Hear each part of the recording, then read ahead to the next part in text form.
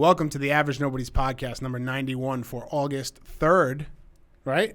Maureen Fogarty's birthday. Hey, I got a text there. Yeah. 2020, the year of our Lord, or the year of the Antichrist. I think it's the Antichrist. Yeah. From everything that's been happening, and the Lord's not here. No, the Lord is definitely not with us. He's definitely not walking, foot in foot, hand in hand. Not with us. Not this year. No, definitely not with us. So we're recording live in person for the first time in, it's been a while. Very long. Probably, maybe this year. Yeah, I don't think we did one in person this year. I don't even remember what the last one we did in person was. We haven't done any at my house, right? Like at my new house, which is like 2.5 years old now. Yeah. I think that when we were this last time we were doing with Adam, we did them all virtual, and we did them on. This one's not video. This is just audio. And then I think the last time we might have done it together in the same room was at Metcalf Avenue. Yeah. The old house, in the basement. Same table. I know. Yeah. Beautiful table. Thank you. Well done. So I'm not home. We're not at my house. We're not at Metcalf. We are in a new space in Pawtucket, Rhode Island. This is a new venture that us as a podcast are going through, but me personally as well. I rented some studio space, and this is not just studio space for our podcast, but this is going to be studio space for anybody's podcast. That's my goal, at least. It's called Vaulted Podcasts because right now we're podcasting from a vault. Yeah. It's a vault. It's very, very cool. It's an old mill building, and in the room, the offices that we rent, I say we, it's 401 Films and myself. I'm also part of 401 Films. Part of it is it's the old accounting room, and there's a vault. And there's a little room, vault. This is the studio, the podcast studio. So anyway, Vaulted Podcast. You can find us on Twitter with that name, Facebook, Instagram. We're going to be, if you know anybody out there that wants to start a podcast or has an idea for a podcast or even has an inkling that they might want to podcast, I don't care if they don't have an idea. I'd like them to come talk to me because I'd like to get your idea. The whole point of this is I'd like to get people's ideas down onto, I'm going to say reel to reel, but you know what I mean? Down on paper. It's not paper. It's digital. Everything's digital now. What? Down on cassette tape. We're going to do cassette tapes here only. That's it. That's it. And if you can't play them because you don't have a cassette player at home anymore, it's too bad. It's forever locked in on the cassette It's the tape. one hard and fast rule. So no, but really, if you're in the Providence area or Southern Massachusetts or Connecticut, or I don't care if you're from Indiana and you want to drive here. Yeah. Anybody. And if you're in the area of this is a decent enough, close enough for you to drive or get here, I want you to come here and talk to me, and I want you to come do your podcast here. That's what I want. I want to be able to help people to produce their podcasts, or if you can produce it on your own, go for it. But we can do just audio. We can do audio and video like we've been doing on YouTube. We can also do audio, video, and live streaming. So you can live stream your podcast if you want to take live phone calls, if you want to do live interaction type games with your audience or people that might be listening, like a trivia show. You could do that here. And this is not, don't get hung up on the word podcast either. This can be your internet show, this can be your YouTube show, this can be a broadcast that you do once a week, twice a week, 3 times a day, once a month, once a year. It could be anything. So it's endless, and I'm here. I want to help you with that. So that's kind of what we got going on here. It's pretty exciting. Absolutely. It's a really, really good creative space. A lot of good vibes. Right when you walk in. I like it a lot. Thank you. And the podcast room itself is really cool. Yeah, so we did this room was just an absolute echo chamber when you first, and I'm hoping this is our first test in here, so I'm hoping it sounds good.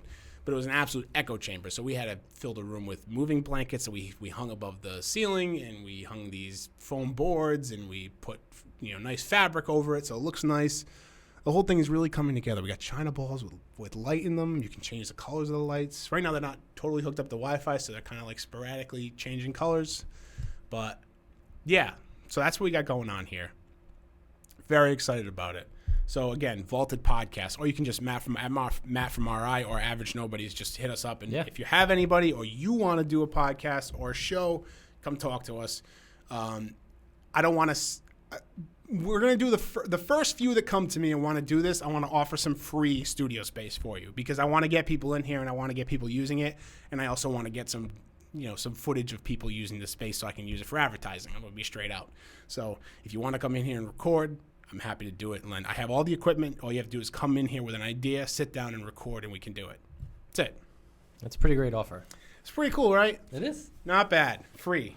So yeah, hit us up, DM or mention or however you want to do it. Today's going to be, it actually might end up being on the longer side of a podcast, but we'll just talk about what we're watching and we'll just kind of bullshit because we don't have the full crew here. Adam's not with us today. He is with us, but he's not with us. Still, as far as I know. Yeah, he's still alive, unfortunately, but he's Michael Fassbender is not here in his stead. But after those comments he made about Harvey Weinstein on the podcast a few weeks ago, probably best going into a little bit of hiding. Yeah, we had to put him on the bench for a while. Yeah. If you guys understand, it was really terrible. He said those things. Can't be saying stuff like that. I know, right? But and to attribute them to Michael Fassbender's beautiful face. Yeah, imagine that. It's gonna ruin his career. Yeah. So all right, so I'll start off here. So actually, no, you start off, Ryan. Okay. I'm fucking doing a lot of talking. Well, I've been kind of all over the map. Because it's been, like a month or so? It's been a little less than a month, but about a month, yeah. Yeah. I've been really into, like, crime dramas and, like, drug crime dramas. It's the best. And the mob and things like that, cartels. So I've been watching a lot of those shows. Netflix came out with, like, a 3-part series on New York City and the mob. Mm-hmm. It's like a Netflix original documentary. Like a current one, or is it, like, cover spans? So it was, like, New York City in the 70s and 80s, like under Italian mob. And we both know we love New York in the 70s. Yeah. From The Deuce on HBO. Great show. Just like an insane city and state that was just like lawlessness. But it's just kind of crazy, like how far the mob's reach was, like in the 1780s, like how powerful they were. Yeah. Because they had a hand in all the construction of like all the skyscrapers. So they were making millions of dollars per building. Because they ran the unions, they ran the construction companies, they ran the concrete companies, they ran like gravel, they ran everything. You watch The Sopranos, and really, The Sopranos, in the way they tell the story, the way David Chase tells that story is like the end of an era for that type of mob boss. But that's the stuff they do in there with like the union no-shows and things like that, and they pocket the money. That's all just the tip of the iceberg. Oh yeah. When it comes to like big cities like New York. It was nuts. So it's cool. So they had a couple like mob guys who like turned state's witness pretty much. Yeah. So they didn't have to go to jail forever. Is there ever a mob story where they don't flip at the end? No. Right? That's the only way that the cops would win.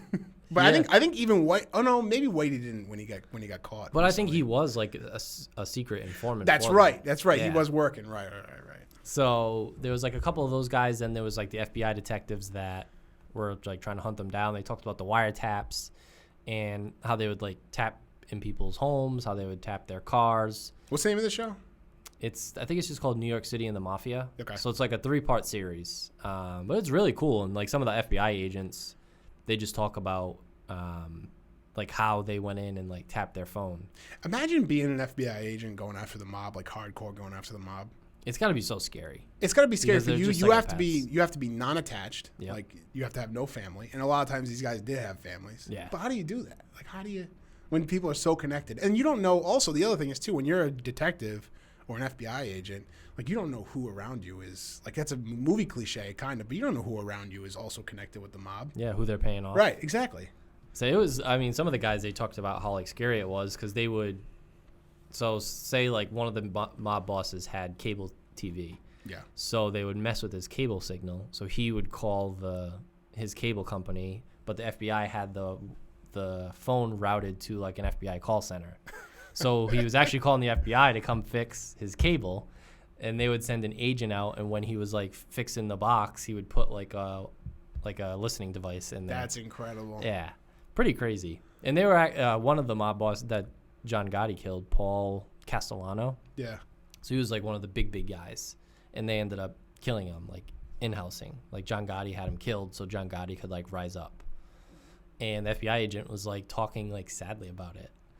Because he said I'd listen to him for like months at a time, and he's like I wanted the guy to go to jail because of what he was doing, but he's like when he got shot and like killed, he like in a weird way I felt sad, but also because I like felt like I knew this guy. You feel like you know the guy, and I'm sure that like other than like his like proclivities to be a bad person and a criminal and kill people and extort people for money. Yeah. Like, he's, probably just a normal guy, like, underneath all the criminal activity. Yeah, he was just like a family man. Right, exactly. Guy, I mean, they're terrible people, but they're just like that. And also, like, all your time is wasted. Yeah. You work all this time to build a case on this guy, and then he's killed, and right. It's over. Because then you can't prove, because, like, if you could take him down, then you're taking down everyone under him that, actually did the stuff. Because that guy wouldn't have necessarily killed anyone, but he's the one who gave the orders to God knows how many killings. Right. So that was really cool. And then I've been watching Queen of the South, which is a show that's on USA, but I think it's over. It might, if it's not over, they have like 5 seasons of the show on Netflix. Yeah. And it's really cool, but it's about like the cartel. Okay. So it's about like the Mexican cartels, and it follows like this woman who is the girlfriend of like one of the pilots. So this guy like helps the cartel like fly the product from Mexico to Texas, or Mexico to California. So that's how she starts. Okay. And then eventually she works her way up to being like one of the main bosses of the cartel. Wow. So it's pretty cool. So I'm in the beginning of season 2. But it's pretty good so far. I mean, I'm just like fascinated by that world of like drug cartels and like how much money they make, like Escobar. Remember the Chapo documentary? And even like, El Chapo, I mean, because he would make like, I think it was something like $10 or $12 million a day. It's crazy. Like they said Escobar had more money like eaten by rats. Just because he would like bury money. Because you can't keep up with that much. No. Did you see? Shit, what movie was it? And I don't think it's historically accurate, but this had to have been a thing that people did when you're making that much money. It's the movie it's Ben Affleck's in it, Oscar Isaac. Oh, on Netflix? Yes. Yeah. Why can't I think of it? I don't remember. Anyway, it's a movie about they go in and they're ex-military and they go in and they're trying to steal money from this cartel guy. Yep. And they're like ripping apart the walls of the house, and there's just like the walls are lined with money. Because you can't. What do you do with that? You can't go deposit that at a bank. No, and like you can money launder some of it and like clean businesses, but they just didn't. It's wild. Yeah. So I've been watching that. That's pretty good. I would definitely recommend that on Netflix. Have you ever seen American Made? American sounds familiar. Actually, I might not be getting the title right. No, actually, I think that's it. It's the one with Tom Cruise. He's the pilot.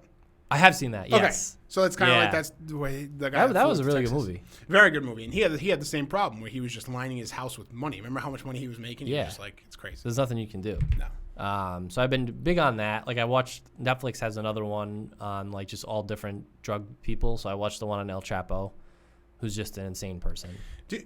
We saw the one at South by Southwest together, right? That was crazy.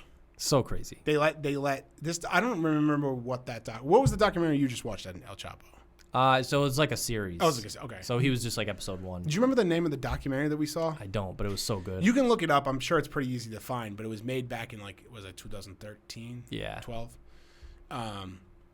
Essentially, this documentary crew wanted to go interview El Chapo, which is ridiculous. Insane. No thanks. So they're just like, they don't know anybody. They're just poking around and asking people like, why would you do that?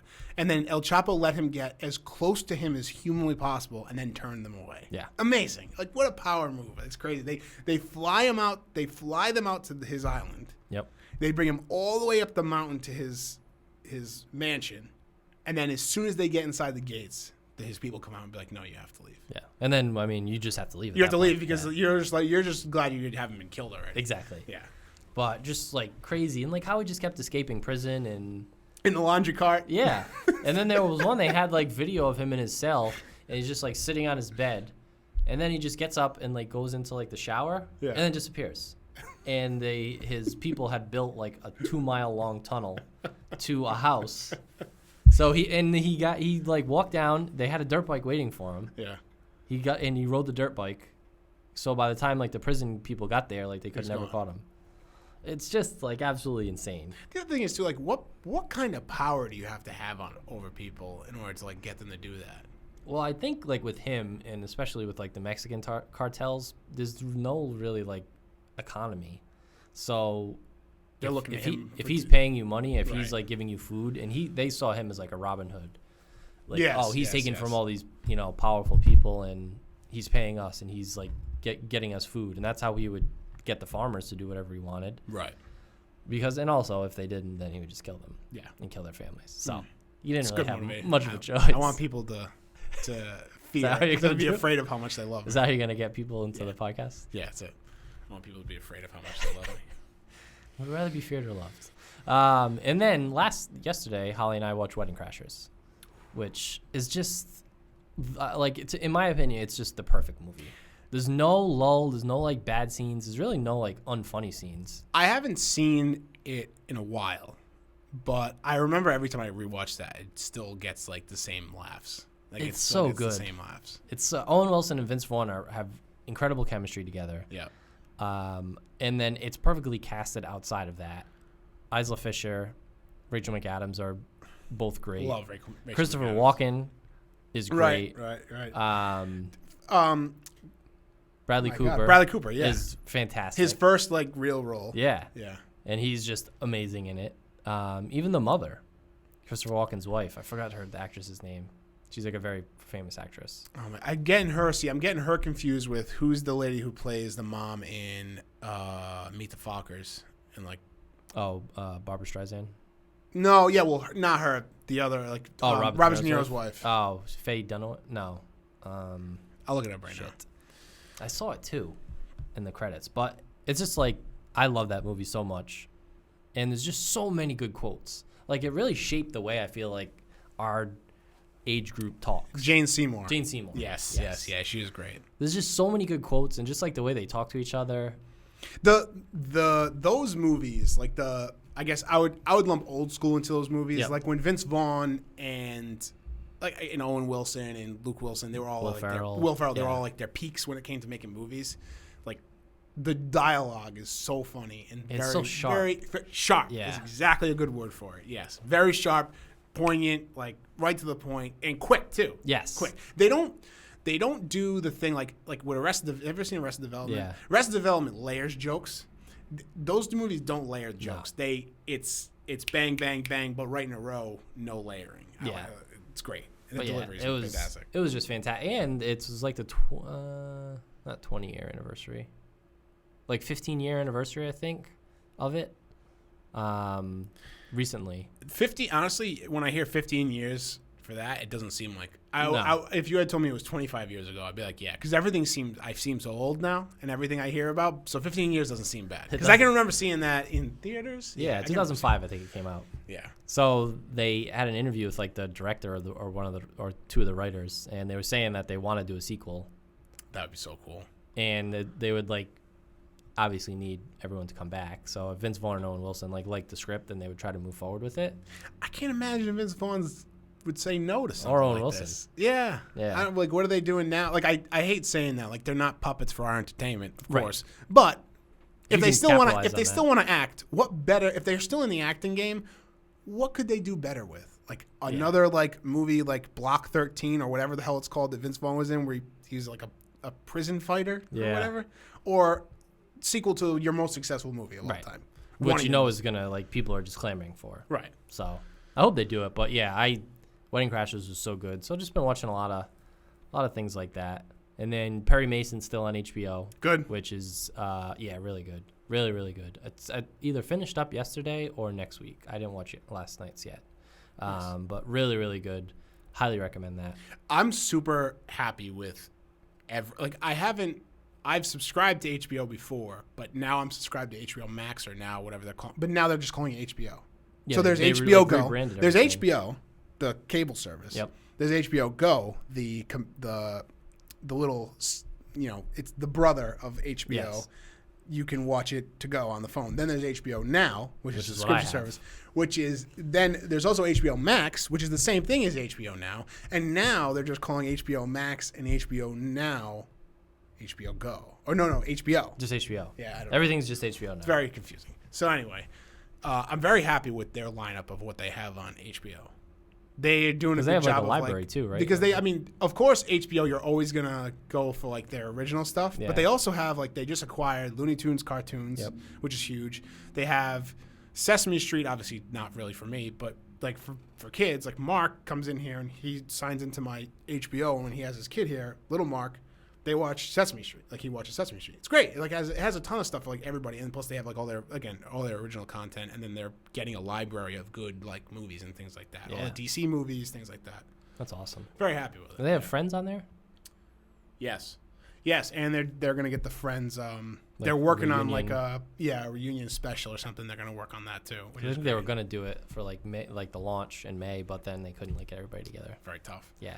So I'll start with HBO. I've been watching some HBO. Mostly, I'll Be Going in the Dark, and I know you've been watching that too. Yes. Yeah. So the last episode was last night, right? Yeah. I haven't seen the last episode yet, but I'm all caught up. Other than that, great documentary. Really, so this is about the East Area rapist. Yep. And the Golden State Killer. Yes. Same guy. Yeah. And it's not just a crime documentary. It has this weird parallel with Patton Oswalt's wife, Michelle, what is her last name? McNamara. Michelle McNamara, who wrote the book, I'll Be Going in the Dark, and who this is all based on. She dug into this story. Yeah. And like really helped solve a lot of like the things that were going on with it. She went in, and I love the part of the documentary in episode 3 where she goes with the 2 SUVs to the police station and gets all the files. Yeah. Like, 'cause she wasn't sure if they were going to actually let her do it. And they just, like, she was like, we got to get this stuff and get out of here. Before they change their mind or come to their senses. And so the way they interstitch, like, her writing her book, I'll Be Gone in the Dark, but then also, like, discovering new pieces about the case, and then also talking to Patton, like, text, they do it through text. Yeah. And, like, sometimes Patton there'll be, like, a talking head, like, interview. I just think it's so cool. And it's such a dark, obviously, subject matter to like try and hunt this guy down with like starting with rapes and then evolving to killing people. Yeah. And like it obviously took a tremendous toll on her to research this and put all the pieces together and then get the right people together too. Yeah. Like the forensic guys and then the cops and all that stuff. It's amazing the resourcefulness of somebody that has really no connection to. No. I mean, she just is interested in true crime. Yeah. She's interested in that kind of thing. And, like, to get someone who's that dedicated, like, basically more dedicated than anybody that worked on the case. Oh, 100%. Besides, like, a few people that were still, like, looking to do work on it. It was a cold case. Yeah, because he hadn't done anything since the 70s, like, or that they knew of. Yeah, it's crazy. So that was very good. I have to watch the last episode of that. But other than that, I've been watching a lot of Gotham. Okay. I've never seen Netflix. So it's essentially it really doesn't connect to anything in any Batman movies other than your main characters are Alfred Pennyworth, Bruce Wayne, a young Bruce Wayne, Selena Kyle, who's Catwoman eventually, but she's just Selena and they call her Cat. You got like and then you got hints at everybody else, and they just drown you in like, oh, here's this person from Batman. It's like there's this little girl who has very pale skin and red hair, and they call her Ivy, and like that's very clearly Poison Ivy. Yeah, like you know what I mean. Like it's that kind of stuff. It's like they really just beat you over the head with it. It's not subtle at all. Okay. So then you really like the cool thing about this show is, and this might not be fashionable in 2020, but it's a cop drama. That's essentially what it is. You follow Jim Gordon, who is very famously the Batman police commissioner in Gotham. But now he's just like he's an underling at this point. So his like partner him coming up. Yeah, it's him and his partner, and his partner's like kind of like a grizzly veteran, like funny guy. Michael Chiklis is in it.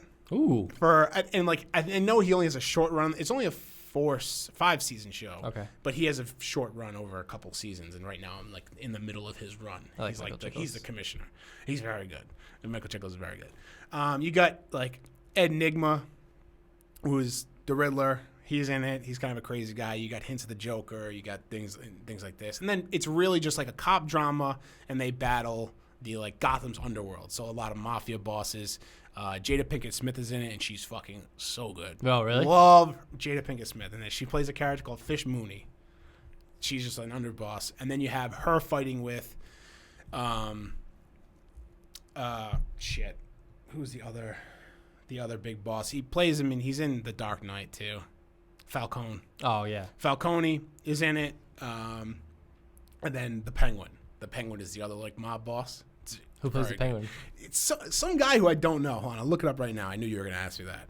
So it's not Danny DeVito, which is a damn shame. Which is unfortunate. Gotham. Let's see. But I've been really enjoying it, and it's kind of like it's quick. They're 40 minutes each episode. Okay, because it was on Fox, right? Yeah.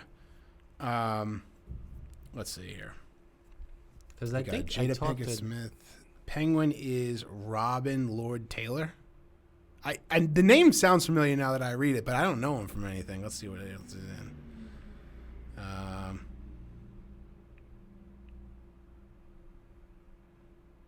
Was he in Inception? Accepted, John Wick, Gotham. What does it look like? Lost and Found You, Full Dress.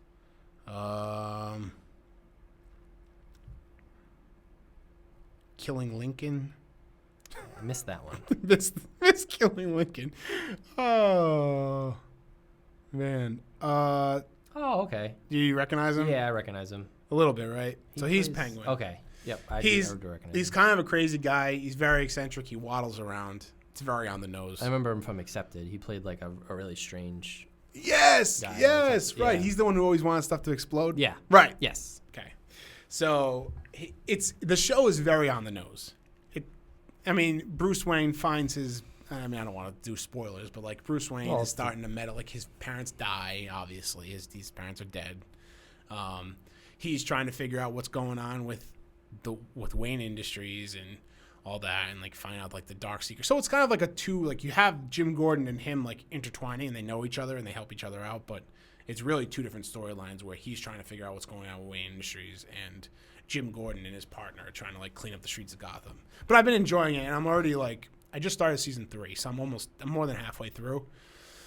So, and there's but they're like 22 episode seasons. Okay. So, it's been good, and I think that's really it. Oh, all right. So, I don't know if I've ever talked about it on the podcast, but I watched 2 documentaries. One not for resale, which I think we've talked about before, but I watched it again. It's about physical video game stores, like mom and pop video game stores, and so it's a documenting like the rise and now kind of like fall and like plateau, how it's like it used to turn into like where there was a bunch of game stores in the town, and now it's really just like you have 1 or 2, and like those kind of do well because they're like they serve a very niche like piece of the community where people go in and they buy and sell games and old games, stuff you can't really get from GameStop, stuff like that.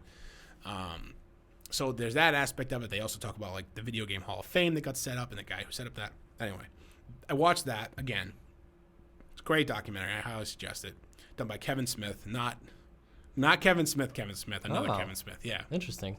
And written / produced by Pat the NES Punk, who's a YouTuber / he like writes books about old retro games and things like that. He has like an NES guidebook, an SNES guidebook about all the games. He rates them all. That got me to want to watch again King of Kong. Have you seen King of Kong? No. I need to so I'm recommending this to you. Okay. Because it's a documentary about competitive arcade video game playing. Huh. Not just like Halo. It was made in 2006, but shot over probably over the course of 4 or 5 years, I would say. So there's this place called Twin Galaxies. I don't know where they are. Somewhere middle America. Twin Galaxies. This guy, Walter Day, created this place. And essentially, he calls it the video, and he started it in the 70s or 80s. It's the video game billboard. So it's like a scoreboard. He calls it the video game scoreboard. So anybody that sets records in Donkey Kong, in Centipede, in Mappy, in Joust, in any of those classic arcade games, and now also modern games, you call him. He verifies scores. You send him tapes. He has people who watch these tapes of people playing hours and hours and hours of arcade games to verify scores. People would send in. There's this guy in the documentary who he's a referee. They call him referee. He's a referee for Twin Galaxies. He has to watch 7 hours of, I forget what game it was, to get to see the whole score and make sure there was no cheating involved. And then they update the board. There's this guy, Billy Mitchell, who's the biggest villain. I've heard that name. He's maybe one of the biggest villains in any documentary, any movie. He's so good as a villain, but as a video game villain, he is the top. Billy Mitchell. Is he a player? He's a player. So he was in the first Life magazine did this spread in 1982 where they had all of the top. They gathered outside of Twin Galaxies, and they did this photo shoot of all these arcade machines, and then behind them, the guys who were like the best at the arcade at that time. Billy Mitchell at the time, I think he was in front of Centipede. There's another guy who was the champion of Donkey Kong. But eventually, he just started eating up every high score for like every game. He was the best. He was so cocky about it. He's such a weird guy. Such a funny thing to be cocky about. So now, let's fast forward to the early aughts, to early 2000s, and this guy, Steve Wiebe, he lives in Redmond, Washington, just like very quiet family man. He gets a Donkey Kong cabinet in his garage, and he starts playing. And he's like, you're looking at the high score. He's like, I could beat that high score. So he videotapes himself, gets the high score, sends it in. I don't want to go into it, but anyway, it's the whole documentary is the fight of him trying to get the high score with Billy Mitchell, and there's like undermining and like backstabbing. And really? It's Ryan. It's what is it I on? don't care. It could be any other. Like if it's not, so it's you can rent it from almost anywhere. I think it's only a couple bucks. But I bought it because I've watched it so many times. I bought it on iTunes. It was $6, $6.99, $7. It's this whole fight of like this guy trying to get the high score and this guy undermining him and everybody working against him. Like all these disciples of Billy Mitchell that like are like walking around the cabinet while he's playing, like trying to psych him out, trying to talk to him. Really? It's crazy. It's crazy, man. It's a good documentary. I'll have to watch that very soon. It's pretty short. I think it's less than 2 hours. Okay. Relatively short, I guess. But man, it is something. And every time I watch it, I always go around and recommending it to everybody. But it is King of truly Kong? It's called The King of Kong, A Fistful of Quarters. Okay. The Barstool guys, like back in the day, like they did a whole like write up on it. Not when it was new, but that's how I got like I was like, oh, well, this is interesting, and so I looked it up, and it's so good. It's fucking wild. If it was anything other than video games, it would be massive, a massive story. But it's because it's video games. It has its like small cutout in society, especially because it's not like Fortnite now, like where Fortnite and all those games are like huge. Like people can make a ton of money playing those games. Like this is just like these guys who loved arcade games and are playing like for high scores, and they're literally just videotaping them playing an arcade machine. So what do these people do for like a profession? So Steve Wiebe he worked for Boeing, and then Boeing laid him off, and he went to go work as a teacher. He like went back to school, became a teacher, and started teaching. So he's a teacher. Oh. Billy Mitchell owns a chain of chicken restaurants, and he makes hot sauce. And it's all these, and then you go through, and as the documentary goes on, you meet all these other characters that are, and it's funny because like their nameplate comes up and it says like fucking Steve Koo, like Mappy Champion, or like then Mappy is another arcade game. It like talks about like it's crazy. And the guy who started Twin Galaxies, Walter Day, is a lunatic. He's absolutely. Is he in it too? Yeah. Oh yeah. He's in it a lot. He's a crazy person. He's just like so eccentric. I shouldn't say crazy person, but he's very eccentric. Okay. And like captivating. Super captivating. Oh, like, how do these people exist? How do these people exist? Yeah. I'm telling you, Ryan, you would very much like it. With the type of characters that we like to talk about, like real life people, this is it. They seem like they fit in pretty well. They fit the bill. It's unreal. So yeah, the King of Kong, Fistful of Quarters. Highly recommend that. And so now, after I finish Gotham, I'm going to be pretty much wide open. And I have a bunch of shows that I haven't seen that I want to watch, and so I'm going to run a few by you. Okay. And I want to see what you think I should be like picking next. All right. So I have Lost. Did you ever see Lost? Yeah, multiple times. So you like Lost? It's a fantastic show. Yeah. There's no debate like on the first, I would say 2, maybe 3 seasons about how fantastic it is. Like there's no way you're not going to love it. Yeah. As it goes on, so it was written to be, I believe, a 3-season show by Damon Lindelof and J.J., like a couple of the other writers. And it was just so massively popular, like ratings-wise for ABC, that they kept it going. It ended up being, I think, 7 seasons. Okay. I personally still enjoyed the later seasons. it's not as consistently good. Like, there's definitely hit or miss storylines and episodes. And then the way it ends is very controversial, too, for fans. Are these... And somehow I've been able to stay totally, like, spoiler-free on it. I just, like, kind of, like, tune out when anybody talks about it. Which is very impressive because, like... when we were in college, it was like impossible not to. So Lost started like the fanboy and fangirl like era of shows. Yeah. Like people appointment websites, television. Yeah, and they created websites with fan theories because it was such a complicated plot. Not necessarily complicated, but there was a lot of mystery to it. Yeah. So they didn't really let you in on what was happening. So you could kind of like build it up your own way. And then they obviously do tell you what it was at the end. But the cast is fantastic. Like throughout, they're just all really, really good. I would Lost would be like 1A for me, unless depending on what else you have. But yeah, definitely got to watch Lost. But it's a lot. So yeah, that's what I've heard. So hour-long shows. They're network shows though, so it's like 40 minutes. It's like 40 minutes, and it's like 7 seasons. I mean, it'll take up a lot of time. So right now, Gotham's taking up a bunch of my time, and I'm not binging stuff as much as I have been before. So it might take me a long time to watch, but I'm fine with that. The other show that I've been really wanting to watch that I have a lot of new shows that I want to watch, but I'm trying to like clear out like the backlog, like the old shows, is The Leftovers. Because I've heard that is a tremendous show as well, and I know that you are a big fan of Leftovers, and a friend of mine, Chad, as well, was telling me that it's the show to watch. Yeah. So Leftovers is like so it's the same Damon Lindelof. Yeah. But he's like the main writer. It's him and Tom Perrotta who wrote the book that the show's based on. Yeah. And The Leftovers is like what I think Damon Lindelof wanted out of Lost. It's 3 perfect seasons. And season 2 is better than season 1, and season 3 is better than season 2. Okay. And it just ends like it's probably my favorite series finale of any show I've ever watched. Is that show fall under like the HBO like 10 season 10 episodes? I mean, 10 episodes per season, hour long each. Yeah, it might not even be 10. Okay, it might be like 8. I think the last season was only 8 episodes. But it just wrapped up so perfectly, and it's like everything they wanted to do, they did, and. I would recommend you do The Leftovers before Lost. Okay.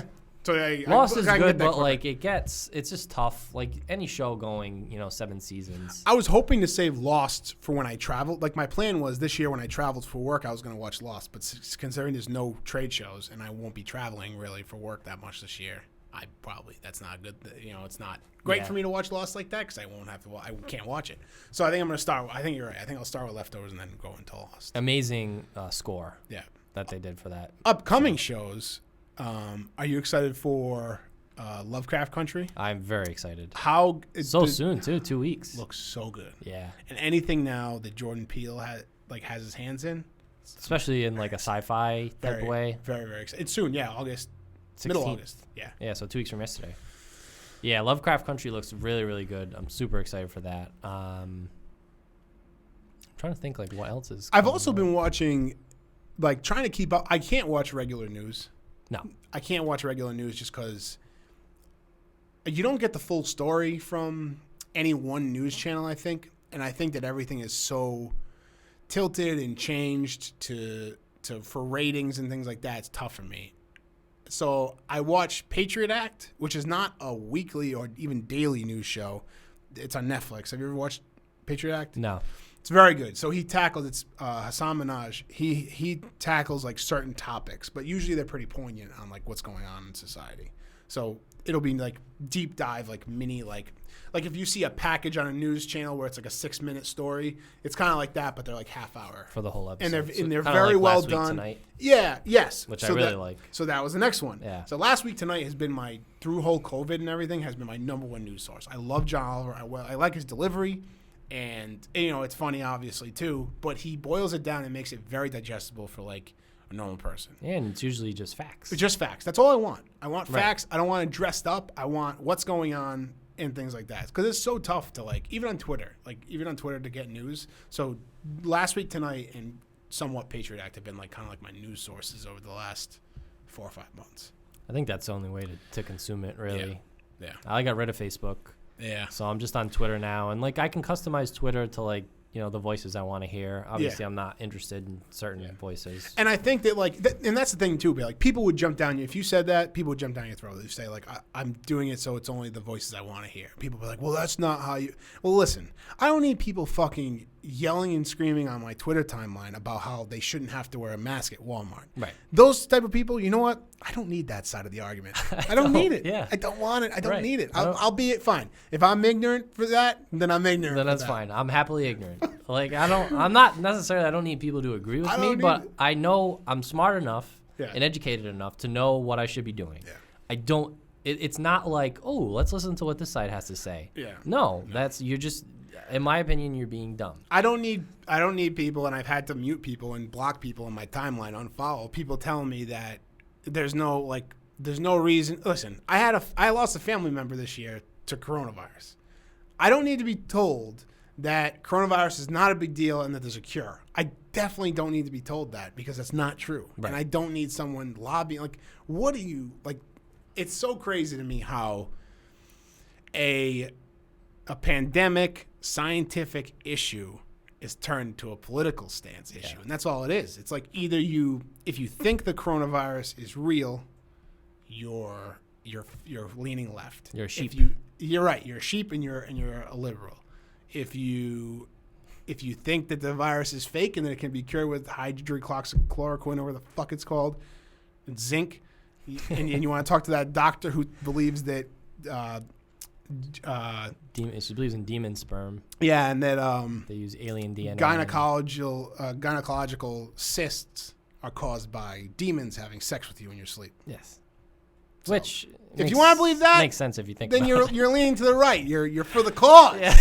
You're for open the schools. Open the schools, but delay the election. Right. Which makes sense. Get the kids in there, but hey, don't go. Make sure you don't vote. It's crazy. I know it is nuts. So, but I do prefer Twitter the way I have it. Yeah. And I really don't have I use the average nobody's Twitter account. Yeah. Not my own, but I have it more like I'll have some like political people. Yeah. On there. But mostly it's just like musicians, sports things, and like I'll get political tweets every once in a while. But I don't know. I just don't need both. To me, there's not like both sides of the spectrum. I'm also not actively engaging in those conversations either. So I don't need why do I need if I don't want to, I don't want to. Like, exactly. Leave me the fuck alone. Yeah. Like, I don't. And Facebook's even worse because you. And I'm not talking about social issues, and that's another thing too. Like, don't be confused. Right. I'm not talking about social issues when I say I don't want to be involved in any of that. I'm talking about the general politics of it. Yeah. Not the social issues, because that's another thing too. Like, you're lumping in the pandemic and coronavirus with politics. You should not be lumping in basic human rights with politics. That's not political. No. That's not political. You're an idiot. You sound hateful and dumb. Exactly. There's not two sides to that. Oh, my God. What was that? I'm going to read and then to cap all this podcast off, I just want to read the shirt that I sent you. I don't know how people. So you've seen these shirts before, people. These are the shirts with like the American flags or like skulls and crossbones, and this is what it reads on the back. And this is what someone thinks they should wear out in public. I didn't serve this country for pussies to tell me that I should be politically correct. For pussies to tell me that I should be politically correct. No, okay. I'm not gonna. We won't even touch on the content of it. Right. But to think that is a good look on you. And like, who are you? No, it's not. And what are the how high of a percentage is that shirt a cutoff? Right. Oh, high, very high. There's no sleeves on. No, there's no sleeves on that shirt. No, there's no sleeves on this guy's shirt. I did see one I was in Stop and Shop. It was this older guy, probably in his 70s, with his wife, walking around, and he had a black cutoff shirt with a huge American flag on it, and it says, "Stomp on my flag, and I'll stomp on your ass."